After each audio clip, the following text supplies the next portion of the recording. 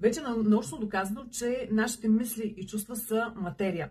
Знаете, че материята е създадена от частици. Доказано е, че частиците привличат подобни на себе си частици. Точно за това, когато ние имаме положителни чувства, положителни мисли, те са частици заредени с положителен заряд и съответно привличат подобни на себе си частици. Т.е. когато ние сме позитивно настроени, имаме наистина хубави и чисти мисли от любов, съответно ние привличаме тези неща в живота си. Когато обаче, примерно често ми казват, добре, аз мисля се за хубави неща, мечтая за тях, обаче се случват лоши неща. Защо е така?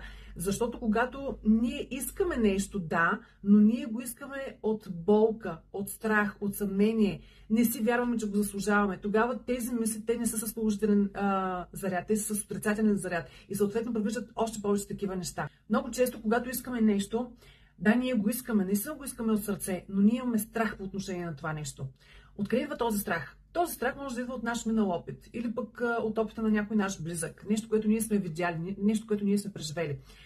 И ако такъв е случая, ние много лесно можем да го хванем това нещо и да се го преработим. Само, че какво случва, ако тази наша опитност идва от нещо, което не е осъзнато? Тоест, какво имам в предвид? Примерно, вие нямате тази опитност, но във вашето семейство винаги се е говорило нещо определено за тази тема. Примерно, в моето семейство се е говорило за това, че само лошите хора изкарват пари, само измамници имат пари, само измамници успяват в България. И наистина аз в един момент се усетих, че на мен е много трудно да изкарвам и да задържам пари. И какво се случва? Подсъзнателно аз знам, че само лошите хора имат и изкарват пари и задържат пари, а аз не съм лош човек. И затова аз сама не съм се позволявала да изкарвам и да задържам пари. Не съм се позволявала да мащабирам. Виждате ли как нещо, което дори самите вие не можете да осъзнаете, може да ви слага спирачки и вие да не можете да разгърнете вашия потенциал. Хубавата новина е, че ние вече сме достатъчно осъзнати хора и можем да работим с тези наши ограничаващи вярвания. Така че всичко зависи от нас самите. Който иска промяна, прави конкретните крачки, конкретните действия днес и променя живота си. Добрата новина е, че тези наши ограничаващи мисли и вярвания могат да се преработят. Важното е вие да имате желание да се промените и да работите с човек, който наистина може да ви помогне.